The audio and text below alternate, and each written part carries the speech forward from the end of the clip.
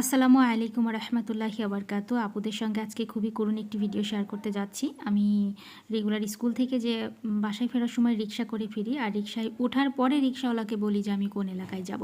ঠিক প্রতিদিনের ন্যায় আজও আমি এটাই বলতে গিয়েছিলাম, আর বলতে গিয়ে ওনার দিকে পেছন থেকে তাকিয়ে যখন দেখি যে ওনার পিছন থেকে একটা শার্টের হাতা উড়ছে বাতাসে, তখন আমি বুঝতে পারলাম যে আসলে আমি যে রিক্সায় উঠেছি এই রিক্সাওয়ালার হাত নাই। তারপর আমি আসলে ভিডিওটা একটু করি। আপনারা এটার কারণ জানেন, কারণ হচ্ছে যারা আমার পরিচিত তারা জানেন যে আমি একটা গ্রুপ স্টার্ট করেছি, যে গ্রুপে প্রত্যেক শুক্রবার আমরা বের হই, সুবিধাবঞ্চিত মানুষকে কিছু সাহায্য করার উদ্দেশ্যে আমরা বের হই।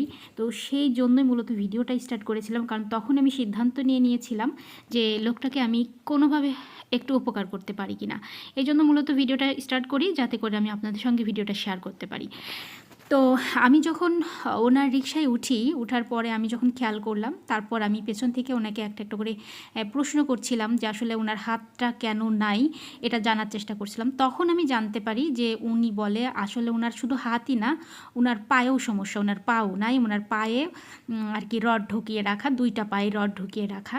তো যেটা হয়েছিল সেটা হচ্ছে ওনার এই সমস্যাটা যেভাবে হয়েছিল সেটা, উনি আসলে আগে রিকশায় কাজ করতো না, উনি কাজ করতে হচ্ছে একটা চালের একটা রাইস মিলে চাকরি করতো, কিন্তু মেশিনে কোনোভাবে ওনার হয়তো হাত পা কেটে গিয়েছিল, এরকম কিছুই উনি আমার সাথে শেয়ার করেছিল। যাই হোক, আমি কথাটা ততটা গুরুত্বের সাথে নিই, কারণ আমি হচ্ছে যেহেতু আমার এই গ্রুপে অনেক আপুরা আমাকে হেল্প করে, তাদের টাকা পয়সা আমার কাছে দিচ্ছে, এবং আমি নিজেও আমার নিজের টাকা পয়সা সংগ্রহ করে রাখছি সুবিধাবঞ্চিত মানুষদেরকে সাহায্য করার জন্য। তো চোখ বন্ধ করে আসলে কাউকে বিশ্বাস করা যায় না।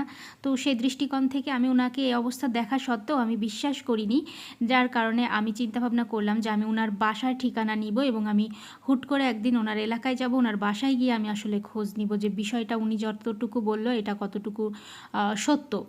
তো সেই অনুযায়ী আমি কাজ করেছিলাম। আমি এখানে বাসায় ফেরার পরে আমি ওনার কাছ থেকে ওনার ফোন নাম্বারটা নিয়ে রাখি, এবং আমি হচ্ছে একটা সময় আরও আমার সঙ্গে দুইটা আপুকে সাথে করে নিয়ে আমি ওনার বাসার ঠিকানাটা অনুযায়ী আমি ওনার বাসায় যাই।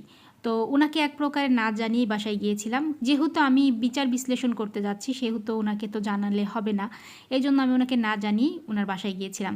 আমি এমন চিন্তা করে গিয়েছিলাম যে যদিও ঘটনাটা কতটুকু সত্য সেটা যাচাই করার জন্য, যদি সত্য নাও হয়ে থাকে, উনি যেটা গল্প করেছিল সেটা যদি পুরোপুরি নাও হয়ে থাকে, তবুও কিন্তু উনি হচ্ছে কিছু সাহায্য পাওয়ার উপযুক্ত, কারণ ওনার এক হাত এক পা নেই। এই অবস্থায় উনি তার জীবনযাপন চালাচ্ছে, এই রকম একটা ব্যস্তময় শহরের মধ্যে তিনি এক হাতের সাহায্যে এইভাবে রিক্সা চালিয়ে তার জীবিকা নির্বাহ করছে। তো এরকম একটা লোক অবশ্যই কিছু সাহায্য পাওয়ার যোগ্য। তো সব কিছু মিলিয়ে আমি তার বাসায় যাওয়ার পরে আসলে ঘটনাটা আরও করুণ হয়ে গেল।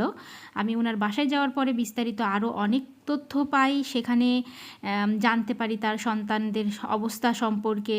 হ্যাঁ, তার কোনো ছেলে নাই, তার 3টা মেয়ে, এবং মেয়েদের অবস্থা সম্পর্কেও জানতে পারি, এবং এলাকার মধ্যেও কিছু মানুষের সাথে আমি কথা বলার চেষ্টা করি যাতে করে আমি আরও ভালো তথ্য জানার জন্য। তো সব কিছু মিলিয়ে যেটা আসলে পাই সেটা, উনি অনেক অভাবী বয়স্ক একজন মানুষ, যে কিনা পিতা, তার সন্তানদের ভরণ পোষণ এখনও পর্যন্ত চালিয়ে যেতে হচ্ছে, এবং তিনি এই যে একটা অসুস্থ, আপনারা তো দেখতেই পাচ্ছেন তার হাত নাই, তার পা নাই, আল্লাহু আকবার। তো সেই দৃষ্টিকোণ থেকে আমি সিদ্ধান্ত নিয়েছি যে ওনাকে আমরা হচ্ছে একটু হেল্প করব। তো আমি ওনার বাসায় ওনার পরিবারের সবার সাথে কথা বলেছিলাম, এবং ওনার সঙ্গে কথা বলার চেষ্টা করেছিলাম, আমরা জানার চেষ্টা করেছিলাম যে ওনাকে কিভাবে আমরা সাহায্য করলে উনি আসলে উপকৃত হবে, যেহেতু আমাদের উদ্দেশ্যই মানুষকে উপকার করা। তো ওনাদের পরিবার থেকে জানতে পারি যে যেহেতু এটা ওনার ভাড়ার রিক্সা, তো সেই ক্ষেত্রে যেটা হয়, উনি হচ্ছে যদি কোনো দিন অসুস্থ থাকে, অসুস্থ অবস্থায় ওনাকে বাহিরে বের হতে হয়, কারণ এই ভাড়ার রিক্সাটার আগে ভাড়ার টাকাটা উঠাইতে হয়। মানে আমি একটু ক্লিয়ার করি, যেহেতু এই রিক্সাটা ওনার নিজের না, অন্যের রিক্সা, তো প্রথমে কি করতে হয়, এই রিক্সাটার জন্য একটা অ্যামাউন্ট নির্ধারণ করা আছে, প্রতিদিন সেই অ্যামাউন্টটা সেই মালিককে জমা করতে হয়। তারপরে যে উপরে যেই টাকাটা ইনকাম করে সেটা দিয়ে সে তার সংসার চালায়। তো এই জন্য যেদিন সে অসুস্থ থাকে সেই দিনও বা যেদিন বৃষ্টি বাদল সেই দিনেও তাকে হচ্ছে রিক্সা চালাইতে হয়, কারণ এই যে রিক্সার মালিককে যে টাকাটা দিতে হবে সেটা আগে তার ওঠাতে হয়, তারপরে যে তার ভালো না লাগলে সে বাসায় ফিরে যায়, কিন্তু তাকে প্রতিদিন আসতেই হয়। তো বিষয়টা খুবই কষ্টজনক। দেখুন, যদি এই রিক্সাটা ওনার নিজের হয় তাহলে পারে উনি আজকে ওনার ভালো লাগছে না, তাহলে উনি আসলো না, বাসায় শুয়েই থাকলো। এবং উনি কিন্তু অনেক অসুস্থ একজন মানুষ। ওনার বাসায় যাওয়ার পরে ওনার যখন বিস্তারিত আরও সমস্যার কথা শুনতে পাই, আমরা জানতে পারি ওনার আসলে 2 পায়েই কিন্তু সমস্যা। এই পাটা তো আমি আপনাদের ভিডিওতে দেখাচ্ছি, একটা পা দেখা যাচ্ছে আর একটা দেখা যাচ্ছে না, কিন্তু এই জন্য আমি ভিডিওটা এটা একটু নিয়েছি। ওনার এই পাটাতেও এই পা 4 মাস আগে হলো অপারেশন করেছে, যে পাটা দেখা যাচ্ছে এটাও 4 মাস আগে অপারেশন করা। তো তার মানে বুঝতে পারছেন ওনার আসলে 4টা হাত পার মধ্যে 3টা হাত পাই ওনার প্রবলেম, একটা হাত শুধুমাত্র ভালো আছে, ডান হাতটা। আল্লাহু আকবার। তো এই জন্য আমরা ওনার কাছে শোনার পরে আমরা সিদ্ধান্ত নিয়েছি যে আমরা তাহলে ওনাকে একটা রিক্সা যদি কিনে দিতে পারি তাহলে উনি আসলে অনেক উপকৃত হবে বলে আশা করা যায় ইনশাল্লাহ। আর আরও একটা ব্যাপার আপনাদের সঙ্গে শেয়ার করব, ওনার বাসা কিন্তু অনেক দূরে একটা গ্রামে, অনেক দূরের একটা গ্রামে। আমি যখন ওনার বাসায় যাই তখন আসলে বুঝতে পারি, আমি চিন্তা করছিলাম যে এত দূর থেকে উনি এই ঝিনাইদহ শহরে আসে রিক্সা চালানোর জন্য, তার মানে তাকে কয়টায় বাসা থেকে বের হতে হয়, ভোরে সে বাসা থেকে বের হয় এবং সন্ধ্যার পরে সে বাসায় ফেরে। মানে বিষয়টা আপনারা বুঝতে পাচ্ছেন তার জীবনটা কতটা কঠিন। আল্লাহু আকবার, তার জীবনটা কতটা কঠিন। শুকরিয়া আল্লাহর, আলহামদুলিল্লাহ, আল্লাহ আমাদেরকে কত ভালো রেখেছে, আলহামদুলিল্লাহ। অথচ আমরা সবাই কত মানে টেনশানে থাকি, তাই না? তো দেখুন, এই সকল মানুষদের দিকে আমাদের তাকাতে হবে, তাহলে আমরা আসলে আমাদের নিজেদের অবস্থা সম্পর্কে বুঝতে পারবো ইনশাআল্লাহ। যাই হোক, যেটা আমরা বলছিলাম যে ওনার পরিবারের সাথে কথা বলেছি, সেই ভিডিওগুলো আমি আপনাদের সঙ্গে শেয়ার করব ইনশাআল্লাহ। তখন আপনারা সেখান থেকে আরও তার সন্তানদের মুখ থেকে আরও কথা শুনতে পারবেন। তো আমি মূলত চিন্তা ভাবনা করেছি তাহলে একটা রিক্সার ওনার ব্যবস্থা এমার্জেন্সি করে দিতে হবে। তো আমার একার পক্ষে তো ওনার রিক্সাটা কিনে দেওয়া সম্ভব না, কারণ উনি যেই রিক্সাটায় আছে এই সেকেন্ড হ্যান্ড যদি রিক্সা কিনতে যায় তাহলেও ওনার কাছে আমি কথা বলেছিলাম, শুনেছিলাম 55,000 টাকা মতো লেগে যাবে উনি বলেছে। আর যদি আমরা নতুন রিক্সা যদি কিনি তাহলে পরে 80,000 টাকা মতো লেগে যাবে।